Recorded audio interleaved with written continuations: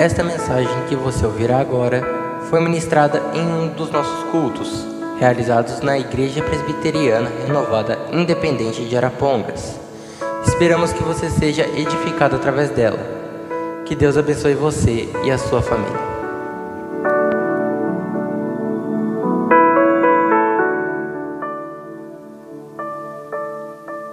No Evangelho segundo João, no capítulo de número 4. Evangelho segundo João, capítulo de número 4. Nós vamos ler os 15 primeiros versículos desse texto para nossa reflexão, nossa meditação nesta noite. Louvado seja o nome do Senhor. Mais uma vez, aqueles que nos visitam, sejam bem-vindos, que Deus vos abençoe nesta noite.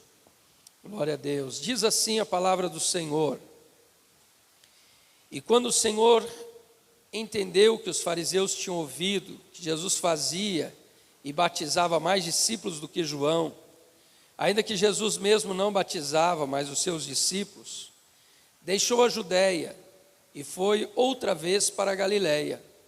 E era-lhe necessário passar por Samaria. Foi, pois, a uma cidade de Samaria, chamada Sicar, junto da herdade que Jacó tinha dado ao seu filho José. E estava ali a fonte de Jacó. Jesus, pois, cansado do caminho, assentou-se junto da fonte, e era isso quase a hora sexta. Veio uma mulher de Samaria tirar água, e disse-lhe Jesus: Dá-me de beber, porque os seus discípulos tinham ido à cidade comprar comida. Disse-lhe, pois, a mulher samaritana: Como, sendo tu judeu, me pedes de beber a mim, que sou mulher samaritana? Porque os judeus não se comunicam com os samaritanos. E Jesus respondeu e disse-lhe: Se tu conheceras o dom de Deus, e quem é o que te diz, dá-me de beber, tu lhe pedirias, e ele te daria água viva. Disse-lhe a mulher: Senhor, tu não tens com que tirar, e o poço é fundo. Onde, pois, tens água viva?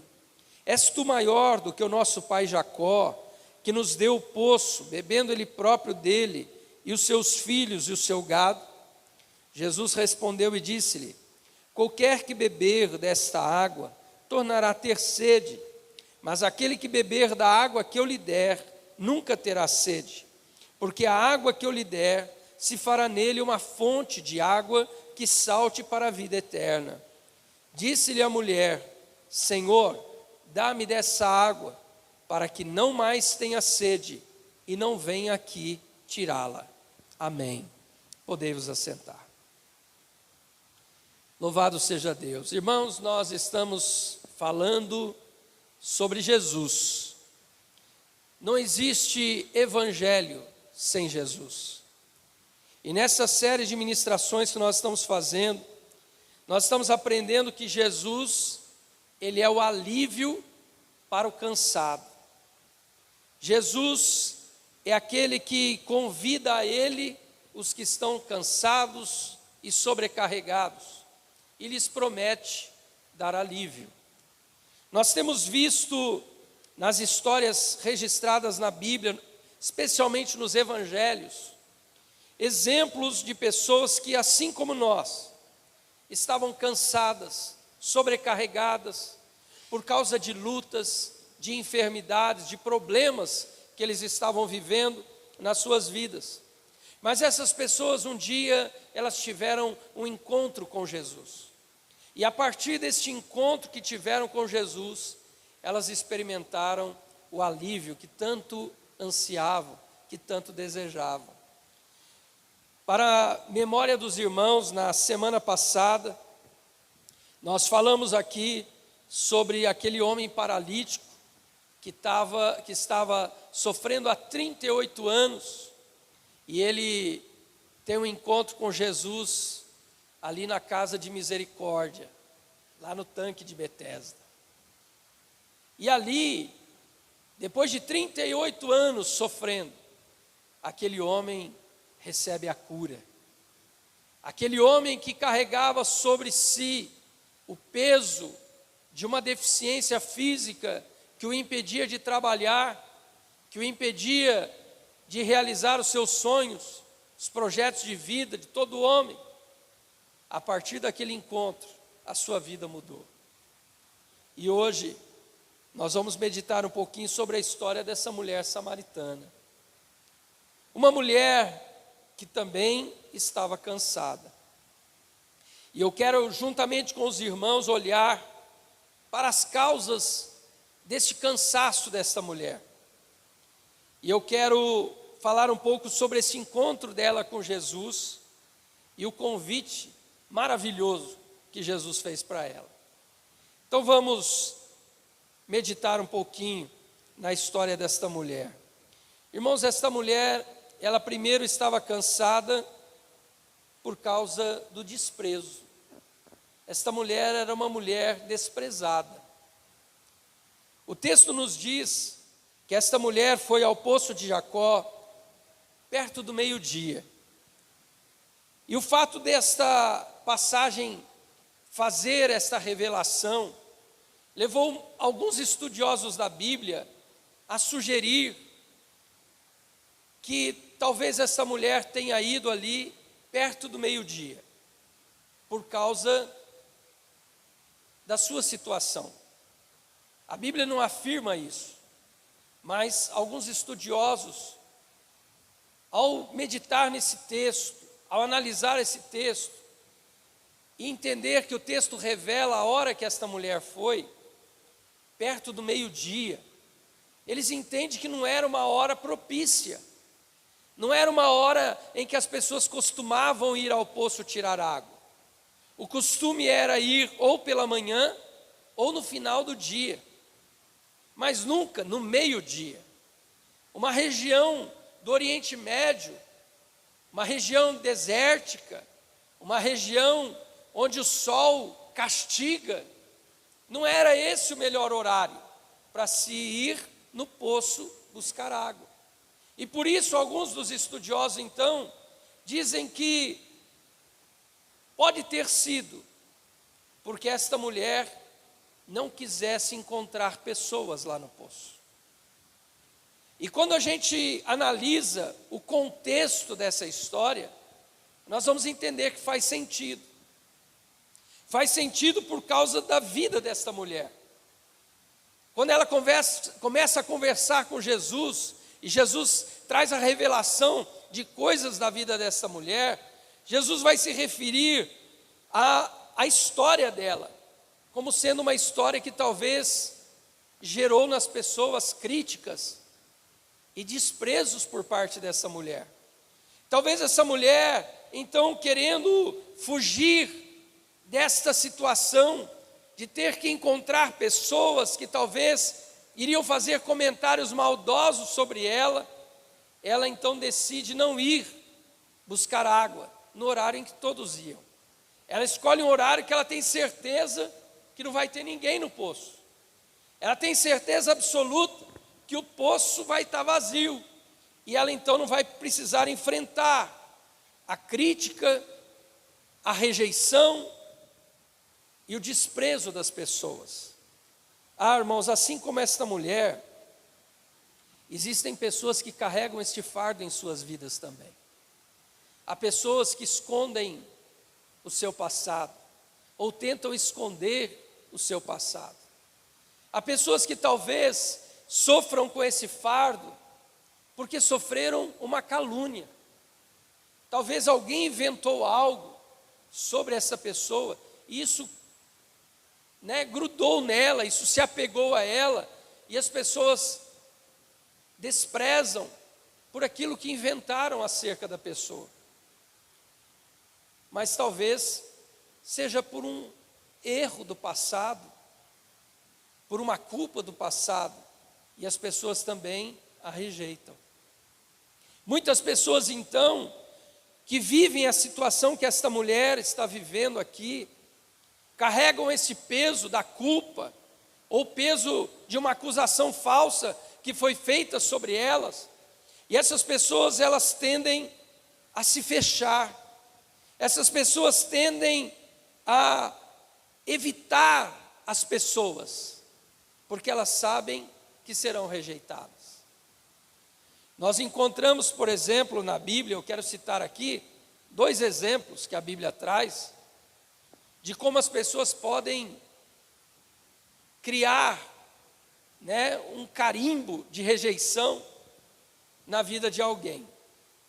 Em Lucas, no capítulo 5, a Bíblia diz que Jesus estava passando pela coletoria, e Jesus viu ali um homem chamado Levi, que mais tarde nós vamos conhecer como um dos evangelistas, que é Mateus. Este Levi, ele trabalhava ali na coletoria, ele era cobrador de impostos, e Jesus disse para Levi: vem, segue-me. E Levi, ele deixou tudo, ele deixou o seu trabalho, seu emprego, a sua posição, e se tornou um seguidor de Jesus. Mas Levi, ele ficou tão contente com o convite que Jesus lhe fez, de segui-lo, de se tornar um discípulo de Jesus, que ele mais do que depressa, ele oferece para Jesus um banquete na sua casa. Mas naquele banquete ele não convida apenas Jesus, ele convida os seus colegas de trabalho também, para ouvirem aquilo que Jesus tinha para dizer. E aqui eu abro um parêntese, porque esta é a responsabilidade de todos nós.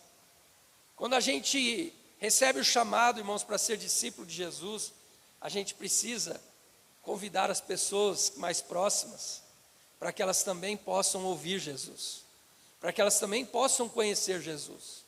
Aquilo que Jesus fez por nós, nós devemos também compartilhar com as outras pessoas, para que elas possam também ter a alegria que nós temos, ter a paz que nós temos e ter as experiências que nós temos. Mas voltando ao texto, Levi então, ele convida os seus colegas de trabalho para esse banquete com Jesus.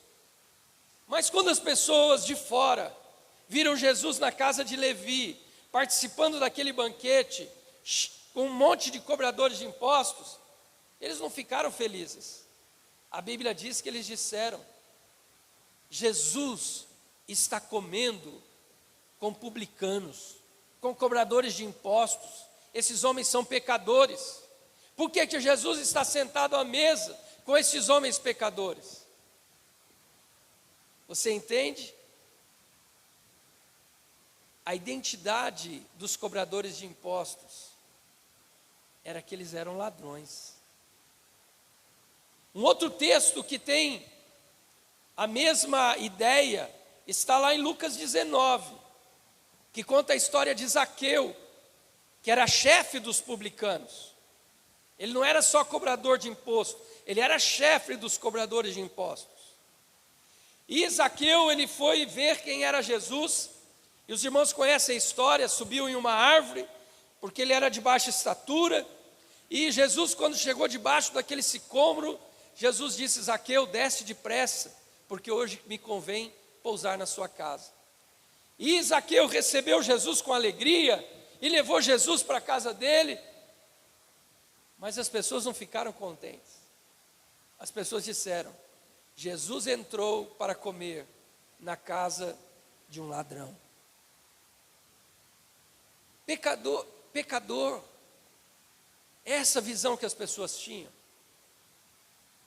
Zaqueu é um ladrão, ele é um cobrador de imposto. Sabe, irmãos, naquele tempo, os cobradores de impostos trabalhavam para o governo de Roma, o governo romano. E esses cobradores de impostos, eles não só cobravam os impostos que eram devidos, mas eles colocavam um valor acima, para eles ficarem com uma parte daquele imposto. Eles tinham que dar conta para o Império Romano dos impostos, então eles cobravam a mais, para que eles pudessem ficar com uma parte. Por isso se criou então esta ideia de que os cobradores de impostos, todos, eram ladrões. Então mesmo aquele cobrador de imposto que não fosse ladrão, ele recebia o mesmo nome, o mesmo título. Trazendo para nós hoje aqui, no Brasil, um exemplo muito claro que acontece da mesma maneira, é quando ouve-se a palavra político. O que vem à tua mente quando alguém diz, ele é político? A gente já diz, é ladrão. Mas nem todo político é ladrão. Mas porque tem muito, a gente coloca todo mundo no mesmo balaio. A gente diz, é tudo ladrão. Mas tem político honesto. Tem político que é honesto. São exceções, mas existem. Mas quando a gente ouve falar, é um político, a gente diz, é ladrão. É isso que as pessoas pensavam de Zaqueu. É cobrador de imposto? É ladrão. E de fato, ele era, porque ele disse, depois do seu diálogo com Jesus, se eu defraudei alguém, eu vou restituir. Quando ele foi transformado, ele entendeu que ele realmente estava agindo errado. Mas nem todo cobrador de imposto era ladrão. Assim como nem todo político é ladrão. Vamos dar um outro exemplo, tem a ver mais perto aqui da gente. Hoje, irmãos, quando eu vou num comércio e alguém está fazendo um cadastro, ele pergunta assim, qual a tua profissão? Eu falo, pastor evangélico. Irmãos, muitas vezes eu vejo um sentimento das pessoas de desprezo. Porque, infelizmente, muitos pastores têm agido mal. E para a pessoa que está lá fora, muitas vezes, quando ela ouve falar pastor, ela entende assim, ele só pensa em dinheiro. Ele só quer o dízimo dos crentes. Não é verdade? Agora eu te pergunto, todo pastor só pensa em dinheiro? Não. Mas é um título. Então muitas vezes, irmãos, a gente sente isso pelo fato das pessoas rotularem. Então muitas vezes, irmãos, as pessoas, elas estão passando pela mesma situação desta mulher, e talvez pessoas estejam cansadas de serem tratadas com desprezo, de serem ofendidas pelas pessoas, de serem, caluniadas, de serem, receberem uma pecha, um título de algo que é ruim, e as pessoas se cansam. E muitas vezes, irmãos, o que as pessoas tendem a fazer quando isso acontece? A pessoa tenta evitar as pessoas. A pessoa tenta evitar lugares públicos. Essas pessoas que recebem esse desprezo, elas evitam pessoas.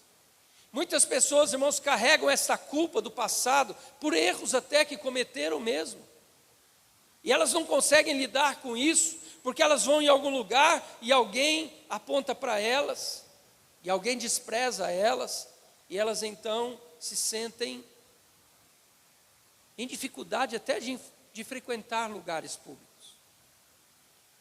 Eu tenho um amigo que é um representante comercial, e um dia ele disse que foi num evento, num casamento, e nesse casamento estava um empresário aqui de Arapongas, um empresário bastante conhecido, e esse empresário tinha uma grande empresa aqui, e essa empresa faliu. E ele estava num casamento, e ele viu esse empresário, ele era amigo desse empresário, e ele foi sentar na mesa com ele. E esse empresário, irmãos, então ele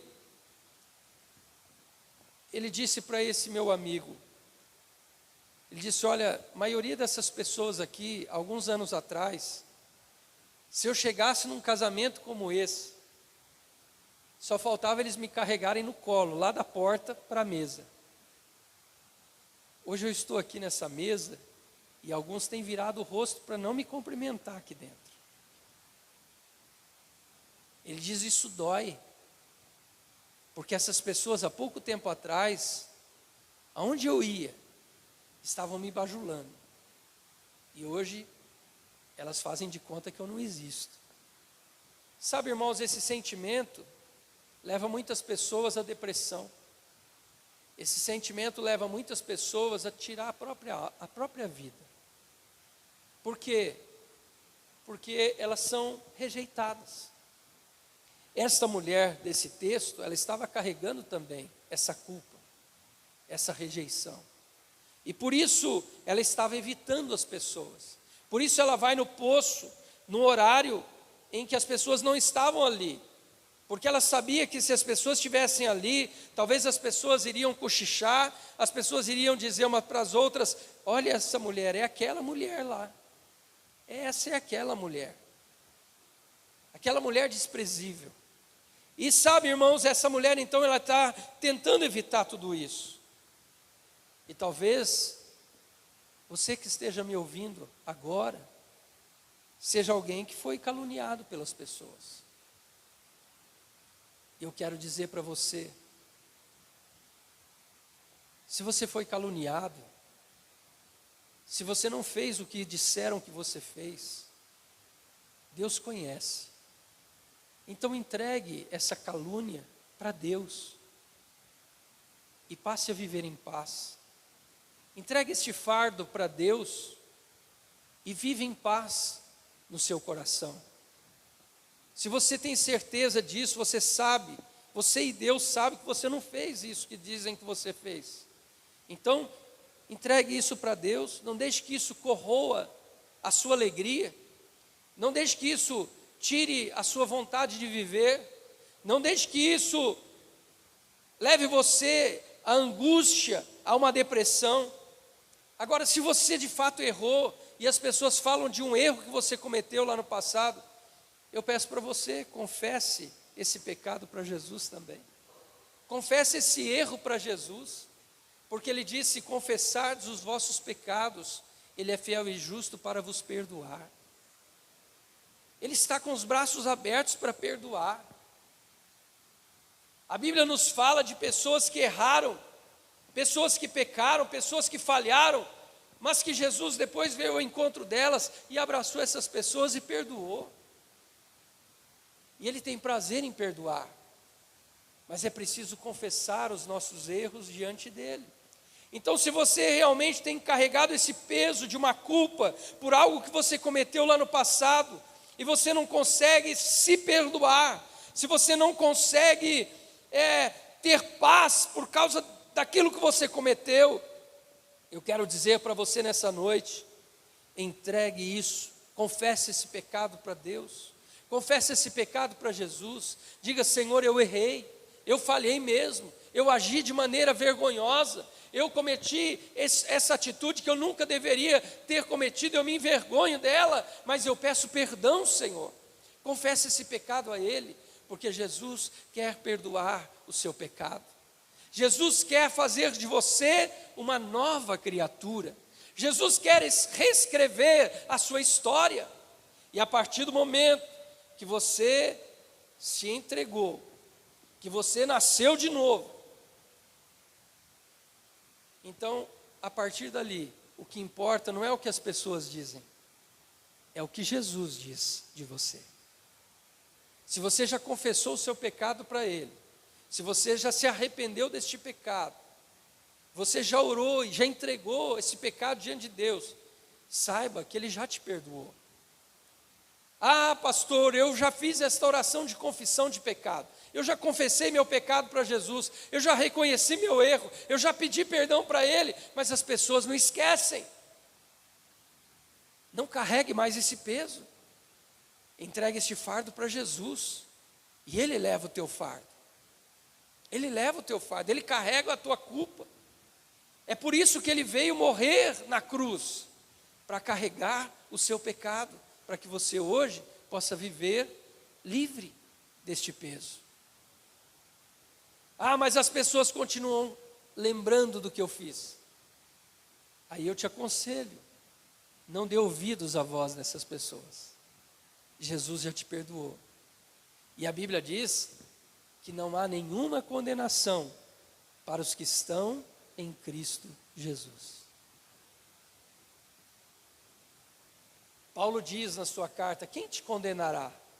Pois é Cristo quem morreu, e Ele morreu para perdoar o seu pecado. Então confesse a Ele, e não haverá mais culpa, Não haverá mais esse peso de culpa sobre essa vida. Mas, irmãos, o que eu aprendo nesse texto também é que esta mulher, além de estar cansada de ser desprezada, essa mulher ela estava cansada de buscar a realização para a sua vida. Quando Jesus disse para ela, olha, você já teve 5 maridos, e o que agora você tem não é o seu marido. Sabe, irmãos, Jesus está revelando algo muito profundo da vida dessa mulher. Essa mulher, ela havia buscado nos seus relacionamentos amorosos a realização para a sua vida. Mas sabe, essa mulher, ela se casava e aquilo que era uma expectativa de alegria, de felicidade, se tornava numa frustração. Ela então dizia, eu casei com o homem errado. Ela se separava daquele homem e ela ia casar com outro. E ela dizia, agora esse marido vai ser um bom marido. Ele vai me fazer feliz. Ele vai mudar a minha vida. E aquilo que era expectativa se torna em frustração de novo. Ela se separa do outro e vai para o terceiro. E ela diz, não, nos 2 primeiros não deu certo, mas esse agora, ele vai fazer tudo o que eu quero. Esse agora vai realizar todos os meus sonhos. Esse agora vai trazer a verdadeira alegria para a minha vida. E a expectativa se torna frustração. Sabe, irmãos, o que Jesus está revelando para essa mulher é, você está cansada de buscar a realização da sua vida nos casamentos. Sabe, irmãos, muitas pessoas buscam isso no casamento. E o que a gente aprende é que nós não devemos casar apenas com a expectativa de receber, mas nós devemos casar com o propósito de oferecer. Muitos casamentos hoje estão sendo destruídos, irmãos, porque as pessoas só querem receber do cônjuge. Ah, ele não faz, ele não realiza, ele não tem isso, ele não... Mas o que você tem feito? O que você tem feito por ele?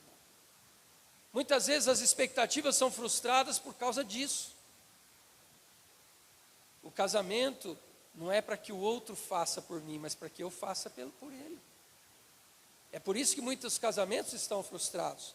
E é por isso que muitas vidas estão frustradas.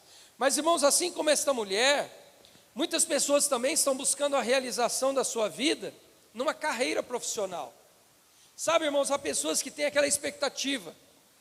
Eu vou estudar, eu vou me formar, eu vou fazer uma faculdade, e eu vou arrumar um emprego, eu vou ter um bom salário, eu vou ser chefe, eu vou ter prestígio, eu vou ter condições de viajar, conhecer o mundo, eu vou ter condições de conquistar a minha casa, o meu carro, eu vou ter sucesso na minha carreira. E as pessoas fazem isso, mas aí ela estuda, ela se forma, ela consegue conquistar a pós-graduação, o mestrado, o doutorado, e ela sobe na carreira, e quando ela está lá no topo, ela olha para si mesma e diz, eu ainda não estou realizado. Isso tudo não trouxe realização para mim. Há pessoas, irmãos, que buscam isso, essa realização, na fama. Ela quer ser famosa. Quantas pessoas hoje estão frustradas, irmãos, por quê? Porque ele olha nas redes sociais daquela pessoa e diz, olha, ele tem 1 milhão de seguidores, e eu não tenho ninguém. E ela se frustra. Por quê? Porque ela quer ter seguidores, ela quer ter prestígio, ela quer ser citada na mídia. Mas, irmãos, e a pessoa, ela faz coisas para alcançar aquilo, e quando ela alcança aquilo, ela olha para dentro de si e diz, as minhas expectativas, as minhas realizações não foram atendidas. Sabe, eu quero dizer, irmãos, que ninguém pode ser plenamente feliz sem Jesus. A pessoa pode conquistar tudo, mas se ela não tiver Jesus, todas essas expectativas serão frustradas. A pessoa pode ser brilhante na carreira profissional. Ela pode ter conquistado todos os desejos e sonhos que ela tinha na vida, mas sempre haverá um vazio dentro dela, se ela não tiver Jesus. E é isso que nós aprendemos aqui nessa passagem. Jesus é aquele que preenche o vazio da alma do homem. Em uma ocasião, Jesus pregou um discurso meio duro, e a Bíblia diz que as pessoas que estavam seguindo Jesus começaram tudo a ir embora. Vários seguidores de Jesus começaram a ir embora. E Jesus olhou para os seus 12 apóstolos e disse para eles: vocês também não querem ir com a multidão? E Pedro, irmãos, ele fez uma revelação maravilhosa. Ele disse: Senhor, para quem iremos nós, se só o Senhor pode preencher o vazio do nosso coração? E essa é uma verdade. De nada adianta, irmãos, o sucesso, uma carreira brilhante, a fama, riquezas, posses, sem Jesus. A vida não tem sentido. Sabe por quê? Porque tudo isso passa. Tudo isso passa tão depressa. Nós estávamos comentando ainda ontem com uma pessoa, eu estava conversando, essa pessoa disse assim: por que essas pessoas já têm tanto e ainda roubam para ter mais? Eu disse: porque elas não têm Jesus. E elas então querem ajuntar, mas elas se esquecem de que nós vamos partir. E a Bíblia diz: nós vamos voltar assim como viemos. Nós viemos para esse mundo sem nada, e nós vamos sair daqui sem nada. Tudo fica, tudo vai ficar. Então as pessoas, elas têm essas expectativas e elas se esquecem do principal, que é ter Jesus. A Bíblia diz que adianta o homem ganhar o mundo inteiro se ele perder a sua alma. Não faz sentido. Quando o sábio Salomão, a Bíblia diz que não houve ninguém tão sábio quanto ele, nem antes e nem depois dele, que tenha vivido sobre a terra. E Salomão, ele escreve o livro de Eclesiastes, um livro curto, mas ele começa esse livro, ele diz assim: eu construí casas, plantei vinhas, fiz jardins, adquiri servos e servas, compus poemas e canções, compus provérbios, busquei sabedoria, amontoei prata, ouro e pedras preciosas, mas vi que tudo isso é vaidade. E quando chega lá no capítulo 12 do livro de Eclesiastes, ele dá um conselho para nós. Ele diz: lembra-te do teu Criador. Porque se você conquistar tudo sem a presença de Deus, tudo é vaidade. Tudo passa, tudo envelhece, tudo fica. Quando Jesus olha para esta mulher, Jesus vê nela um cansaço de alguém que está buscando realização. E no caso dessa mulher, ela buscava isso nos casamentos. Talvez você tenha buscado, como eu disse, ou esteja buscando uma carreira de sucesso, a fama, riquezas, bens, propriedades, dinheiro. Mas eu quero dizer para você, tudo isso só vai fazer você correr atrás do vento. E quando chegar no fim dos seus dias, você vai dizer: que loucura, eu me cansei para correr atrás do nada. Essa mulher, finalmente, ela está cansada de tentar saciar a sua sede interior, buscando água numa fonte natural. Jesus olha para esta mulher, vê ela ali no poço, e Jesus começa a conversar com ela, e ela ficou surpresa quando ela ouviu Jesus dizer para ela que mesmo que ela fosse ali todos os dias buscar água, ela não conseguiria saciar a sua sede. Ela não entendeu bem o que Jesus estava dizendo. Ela achou que Jesus estivesse falando da sua sede física, mas Jesus está falando da sua sede espiritual. Jesus está dizendo: mulher, você tem uma sede que é no teu interior. E você pode vir aqui todos os dias buscar água. Você vai continuar com essa sede. Essa mulher, então, ela fica surpresa quando ela ouve Jesus dizer isso. Sabe, irmãos, e muitas vidas, muitas pessoas hoje, elas estão sedentas espiritualmente, mas elas estão querendo buscar água naquilo que é natural. Elas estão querendo saciar a sua sede naquilo que é natural. Pastor, o que o senhor está querendo dizer com isso? Eu estou querendo dizer que a pessoa tem uma sede na alma e ela vai nas festas, nas baladas, achando que isso vai matar a sua sede.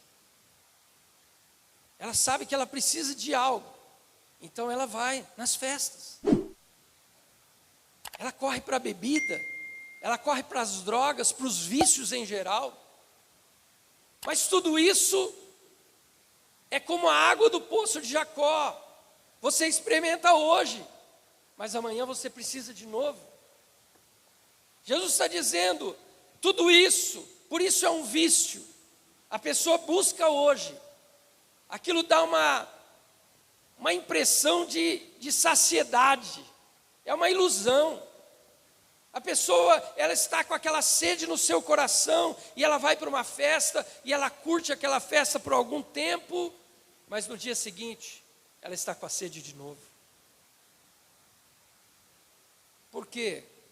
Porque aquilo que ela usou não pode matar a sede da alma. Aquilo é uma ilusão. E Jesus está olhando para esta mulher e dizendo para ela: mulher, qualquer que beber dessa água aqui do poço de Jacó, ele tornará a ter sede de novo. Porque essa água é natural e a sede é profunda, é espiritual. Não tem a ver com essa água. A sede que as pessoas sentem é uma sede que está lá dentro, é na alma, não é no físico.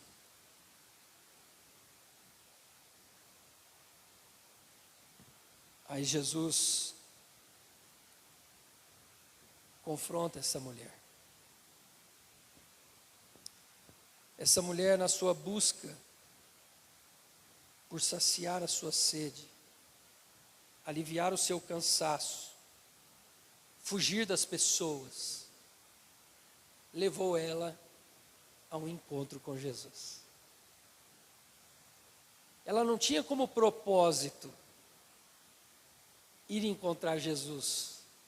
Ela estava indo em busca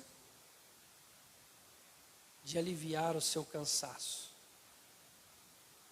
Mas isso levou ela a um encontro com Jesus. Sabe, irmãos, há pessoas que param para ouvir uma pregação, uma ministração como essa, porque elas estão com sede. E elas querem receber algo. Mas de repente as pessoas se deparam com uma ministração como essa, e elas estão frente a frente com Jesus. E Jesus está confrontando, Jesus está dizendo, aquilo que você está buscando para realizar a sua vida, não tem valor. Jesus está confrontando, Ele está dizendo, olha, os erros que você cometeu precisam ser confessados e abandonados para que você tenha uma nova vida. Jesus então, Ele fecha tudo isso, esse diálogo, dizendo para a mulher, se você tem sede, você precisa beber da água que eu dou.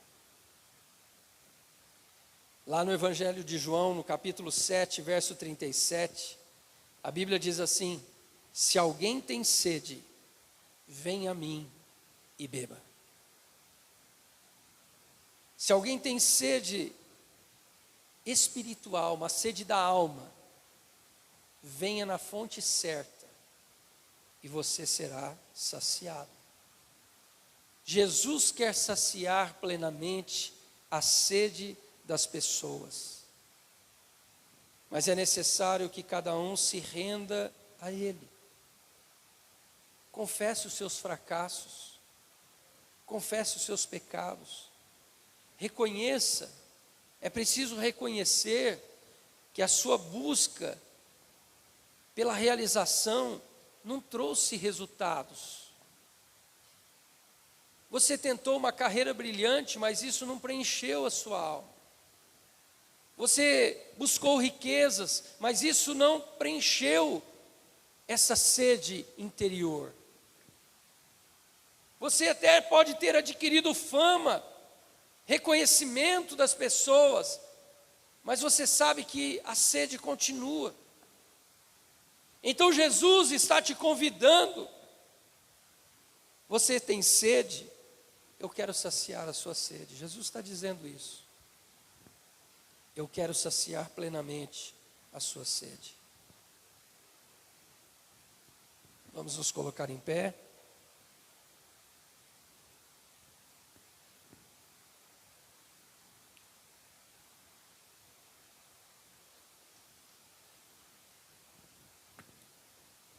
Eu não conheço a sua vida. Eu não conheço a sua intimidade, os seus pensamentos, mas Deus conhece. E o Espírito Santo de Deus colocou essa palavra em meu coração nesta noite, para cada um de nós que estamos aqui.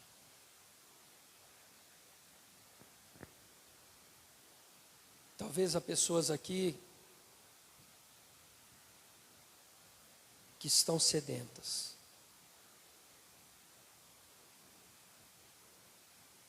Você demonstra na sua aparência estar feliz. Mas você e Deus sabe que há um vazio ainda. Talvez você ainda não foi plenamente saciada nessa sede da sua alma. Talvez você esteja carregando esse peso de uma culpa, de um pecado que não foi confessado diante de Deus. Talvez você esteja carregando a culpa de uma injúria que fizeram, uma difamação contra a sua vida. Talvez você esteja carregando a culpa de algo que aconteceu tão longe, mas você continua sentindo esse peso. Você está ouvindo não o pastor Joézer aqui agora. Eu sou apenas um vaso nas mãos de Deus. É Deus que está falando com você nesta noite.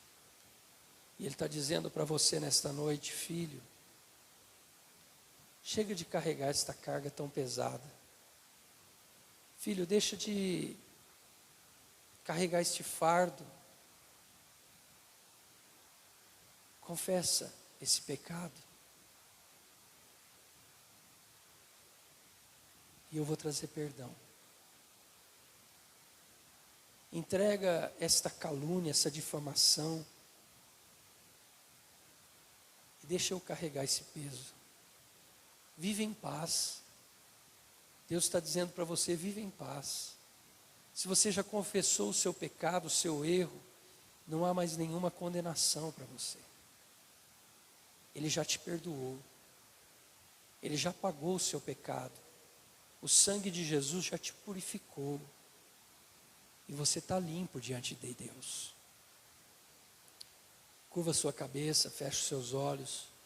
Fale com Deus agora. Se há algo que você quer nesta noite, você sentiu aí no teu coração, o Espírito Santo testificar com você, que é algo que você precisa confessar. Entregue ao Senhor agora, peça perdão. Diga, Senhor, eu reconheço que eu errei, mas eu peço perdão a Ti. Vamos orar? Querido Deus, nós estamos aqui diante da Tua palavra, Senhor, que é viva e poderosa. Senhor, talvez vidas aqui estão carregando este peso, esta culpa sobre os seus ombros.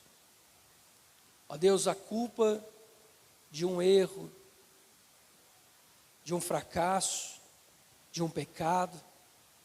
Mas, Senhor, diante da Tua palavra agora, elas estão confessando diante de Ti.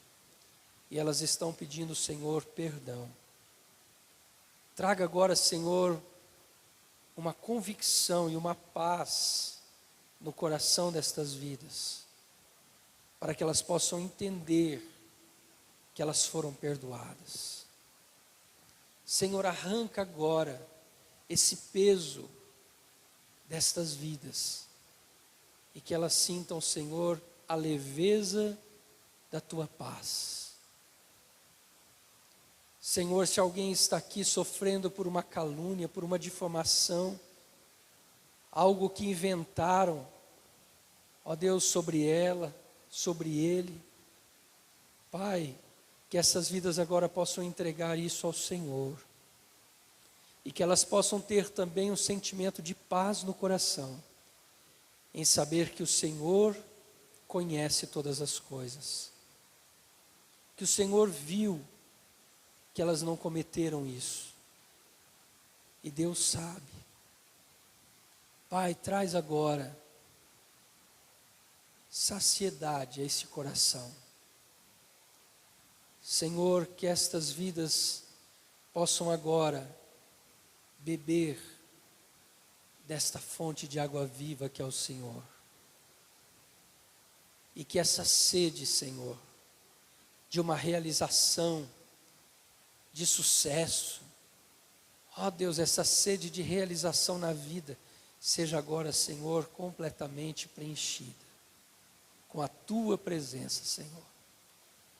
Pai, no nome de Jesus eu oro, para que o Teu Espírito Santo agora esteja trabalhando, Senhor, nesta vida.